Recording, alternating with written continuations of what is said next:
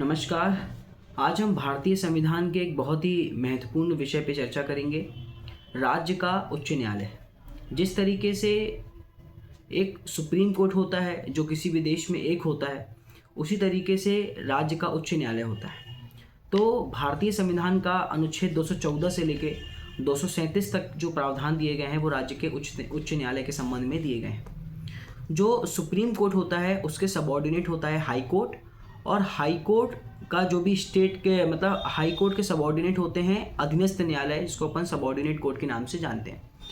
आज के समय देखें तो लगभग भारत में वर्तमान में 25 हाई कोर्ट हैं जो अपने अपने राज्य में जो है वो अपनी शक्तियों का प्रयोग कर रहे हैं। भारत में सर्वप्रथम हाई कोर्ट की स्थापना जो है वो 1862 में की गई थी। कलकत्ता, बम्बई और मद्रास हाई कोर्ट की स्थापना की गई थी। 1866 में इलाहाबाद हाई कोर्ट की स्थापना की गई थी।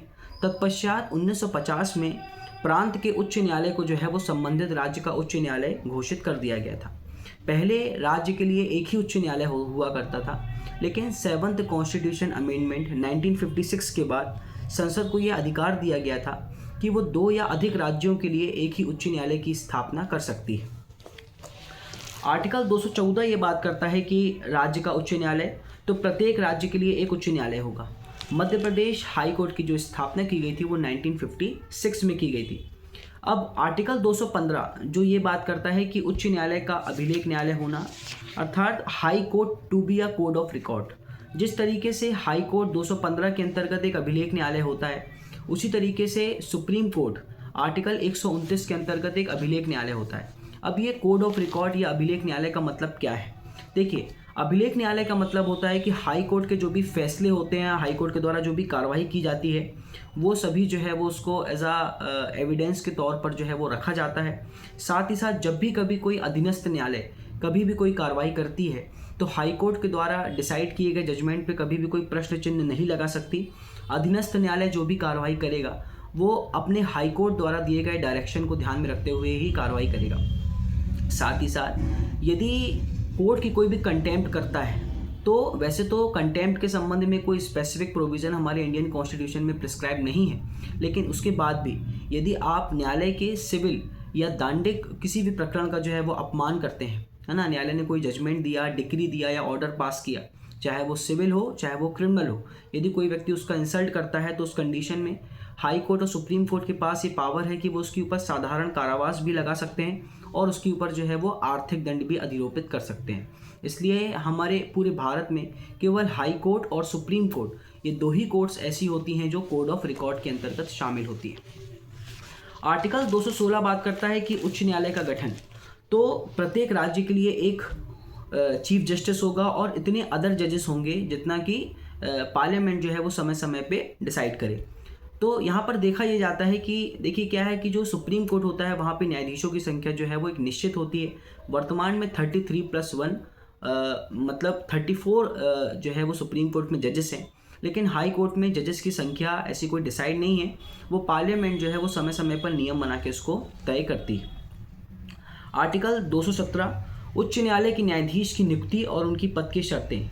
तो हाई कोर्ट के जो भी न्यायाधीश होते हैं उनको राष्ट्रपति, जो भी चीफ जस्टिस होते हैं हाई कोर्ट के, उनको राष्ट्रपति के द्वारा नियुक्त किया जाता है, और जो भी अदर जजेस होते हैं हाई कोर्ट के उनको राष्ट्रपति सीजीआई की परमिशन से, साथ ही साथ उस राज्य के राज्यपाल और उस राज्य के चीफ जस्टिस की परमिशन लेने के बाद किसी भी राज्य के उच्च न्यायालय के न्यायाधीश की नियुक्ति की जाती है। यदि कोई भी न्यायाधीश अपने पद में रहते हुए यदि वो अपना त्याग पत्र देना चाहता है या रिजाइनिंग लेटर देना चाहता है, तो वो राष्ट्रपति को अपना त्याग पत्र दे सकता है। हाई कोर्ट के जो भी न्यायाधीश होते हैं उनकी रिटायरमेंट की जो एज होती है वो 62 साल होती है, और सुप्रीम कोर्ट के जजेस की रिटायरमेंट की एज 65 साल होती है। यदि किसी न्यायाधीश को उसके पद से हटाना है तो उसके लिए 2 आधार होते हैं। एक हो गया आपका साबित कदाचार और असमर्थता, तो प्रूव्ड मिसबिहेवियर और इनकैपेसिटी। ये 2 आधार होते हैं जिन आधारों पर हम हाई कोर्ट के किसी भी न्यायाधीश को उनके पद से हटा सकते हैं। जिस आधार पर हम सुप्रीम कोर्ट के न्यायाधीश को हटाते हैं, केवल सीधा वही ग्राउंड हम हाई कोर्ट के न्यायाधीश को भी हटाने के लिए यूज़ करते हैं।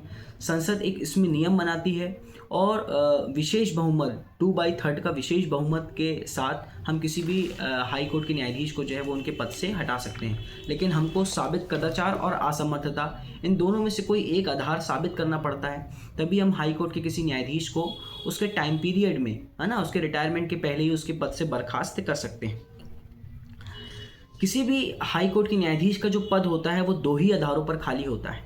तो पहला आधार ये है कि यदि उसको राष्ट्रपति के द्वारा जो है उसको सुप्रीम कोर्ट का न्यायाधीश बना दिया जाए तो उसके हाई कोर्ट के न्यायाधीश का जो पद है वो रिक्त हो जाएगा, या उसको एक हाई कोर्ट से दूसरे हाई कोर्ट में ट्रांसफ़र कर दिया जाता है तो भी उसका पद जो होता है वो रिक्त हो जाता है।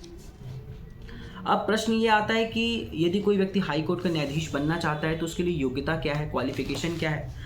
तो सर्वप्रथम याद रखिए कि वो भारत का नागरिक हो, है ना। हाई कोर्ट का न्यायाधीश बनने के लिए न्यूनतम आयु ऐसा इंडियन कॉन्स्टिट्यूशन में कोई भी डिसाइड नहीं की गई है, लेकिन उसका भारत का नागरिक होना जरूरी है। साथ ही साथ उसने 10 वर्ष तक कोई भी न्यायिक पद धारण किया हो, अर्थात वो रजिस्ट्रार हो या डीजे हो या सेक्रेटरी, ऐसा कोई उसने न्यायिक पद धारण किया हो, या फिर हाई कोर्ट में वो उसने 10 साल तक प्रैक्टिस किया हो। तो इस आधार पर किसी भी व्यक्ति को हाई कोर्ट का न्यायाधीश बनाया जा सकता है। यदि हाई कोर्ट के न्यायाधीश की एज को लेकर कभी भी कोई प्रश्न चिन्ह खड़ा होता है या कभी भी कोई क्वेश्चन अराइज होता है तो राष्ट्रपति जो है वो उसका डिसीजन लेते हैं। चीफ जस्टिस से परमिशन लेने के बाद राष्ट्रपति उसका निर्णय लेते हैं और राष्ट्रपति के द्वारा जो भी निर्णय लिया जाता है वही अंतिम होता है। आर्टिकल 219 जो बात करता है ओथ की, कि हाई कोर्ट के जो भी न्यायाधीश होते हैं वो ओथ किसके सामने लेते हैं, तो जो राज्य के जो राज्यपाल होते हैं, स्टेट के जो गवर्नर होते हैं, उनके सामने हाई कोर्ट के जो न्यायाधीश होते हैं वो शपथ लेते हैं। Article 220 restriction on practice after being a permanent जज। तो स्थायी न्यायाधीश होने के बाद व्यवसाय करने पर उन पर प्रतिबंध होता है, अर्थात यदि कोई व्यक्ति एक बार हाई कोर्ट का न्यायाधीश है तो वो अपने रिटायरमेंट के बाद या तो सुप्रीम कोर्ट में प्रैक्टिस कर सकता है, या जिन राज्यों पर वो एज अ हाई कोर्ट जज के रूप में ना रहा हो वो व्यक्ति वहाँ पे प्रैक्टिस कर सकता है। उसके अलावा वो कोई भी प्रैक्टिस नहीं कर सकता किसी भी अन्य न्यायालय में, और अधीनस्थ न्यायालय में भी वो प्रैक्टिस नहीं कर सकते। आर्टिकल 221 जो है वो इनकी सैलरी के संबंध में बात करती है। तो हाई कोर्ट के जो भी न्यायाधीश होते हैं इनकी जो सैलरी होती है तो सैलरी इनकी संसद के द्वारा डिसाइड की जाती है। हाई कोर्ट के न्यायाधीश के जो भी पेंशन भत्ते होते हैं वो सब संचित निधि से दिया जाता है। लेकिन इसके संबंध में एक याद रखिएगा कि हाई कोर्ट के जो जजेस होते हैं इनकी जो पेंशन होती है वो भारत की संचित निधि में से दिया जाता है, लेकिन इनके जो वेतन होते हैं वो राज्य की जो कंसोलिडेटेड फंड होता है संचित निधि, वहाँ से इनको सैलरी दी जाती है। आर्टिकल 222 किसी न्यायाधीश का एक उच्च न्यायालय से दूसरे उच्च न्यायालय में अंतरण किया जा सकता है। हाई कोर्ट के न्यायाधीश की जो नियुक्ति की जो प्रक्रिया होती है उसके हम कोलेजियम सिस्टम बोलते हैं। सुप्रीम कोर्ट के द्वारा कोलेजियम सिस्टम का गठन किया जाता है जिसमें सुप्रीम कोर्ट के मोस्ट सीनियर जजेस होते हैं जो सुप्रीम कोर्ट के जजेस की और हाई कोर्ट के जजेस की नियुक्ति करते हैं। तो किसी भी न्यायाधीश को एक उच्च न्यायालय से दूसरे उच्च न्यायालय में जो है वो ट्रांसफ़र किया जा सकता है। मेघालय, त्रिपुरा और मणिपुर, यहाँ पर 2013 में जो है वो हाई कोर्ट की स्थापना की गई थी। आर्टिकल 223 बात करता है appointment of acting chief justice, कार्यकारी मुख्य न्यायाधीश की नियुक्ति। यदि कुछ ऐसा समय है कि हाई कोर्ट के जो चीफ जस्टिस है वो किसी कारण से अपने पद में नहीं है या वो अपना कार्यभार नहीं संभाल पा रहे हैं, तो ऐसी परिस्थितियों में राष्ट्रपति क्या करेंगे, उस हाई कोर्ट के जो भी मोस्ट सीनियर जज होंगे उनमें से किसी एक को एक्टिंग चीफ जस्टिस के रूप में अपॉइंट कर दिया जाता है। ये बात करता है आर्टिकल 223। आर्टिकल 224 बात करता है appointment of additional and acting जजेस, अपर और कार्यकारी न्यायाधीश की नियुक्ति। तो राष्ट्रपति के द्वारा सीजीआई के परमिशन से क्या होता है, कार्यकारी न्यायाधीश की नियुक्ति की जाती है। जब कभी हाई कोर्ट में बहुत ज़्यादा वर्कलोड है या अस्थायी वृद्धि के कारण या काम बहुत ज़्यादा वर्कलोड है या ऐसी कंडीशन में हाई कोर्ट के पास जो है वो सफिशिएंट जजेस नहीं है, तो फिर ऐसी स्थिति में राष्ट्रपति क्या करते हैं, सीजीआई से परमिशन लेने के बाद ऐसे किसी व्यक्ति को जो हाई कोर्ट का न्यायाधीश बनने के योग्य है उसको 2 वर्ष के लिए जो है वो हाई कोर्ट का न्यायाधीश नियुक्त किया जा सकता है। लेकिन किसी भी कंडीशन में वो जो टाइम पीरियड होगा वो उनका रिटायरमेंट का एज फिर भी 62 साल ही होगा। 62 साल में उनको रिटायरमेंट दे दिया जाएगा। आर्टिकल 224A उच्च न्यायालय की बैठक में सेवानिवृत्त न्यायाधीशों की नियुक्ति। ये होता क्या है कि यदि किसी न्यायाधीश का यदि टाइम पीरियड ख़त्म हो गया है या उसका टेन्योर समाप्त हो चुका है, उसके बाद भी यदि उनसे पूछा जाता है कि यदि वो एज अ जज के रूप में काम करना चाहते हैं, तो उनकी परमिशन से राष्ट्रपति क्या कर सकते हैं, सीजीआई से परमिशन लेने के बाद एक ऐसे न्यायाधीश को जिनका टेन्योर ख़त्म हो चुका है, टाइम पीरियड ख़त्म हो चुका है, उसके बाद भी उनको एज अ जज के रूप में जो है वो वहाँ पर अपॉइंट कर सकते हैं।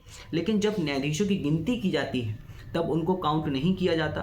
बाकी जो भी उनकी सैलरी होती है, जो भी सुख सुविधाएं होती है, वो सब हाई कोर्ट जजेस के बराबर ही होती है।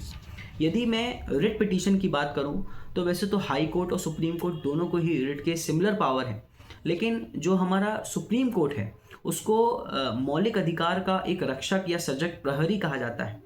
और यहीं पर यदि हम रिट पिटीशन की बात करें तो सुप्रीम कोर्ट से ज़्यादा पावरफुल है रिट पिटीशन के मामले में हाई कोर्ट, क्योंकि सुप्रीम कोर्ट केवल हमारी फंडामेंटल राइट का प्रोटेक्शन करता है।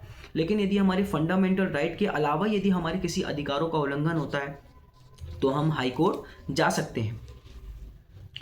आर्टिकल 227 सभी न्यायालय के अधीक्षण की उच्च न्यायालय की शक्ति।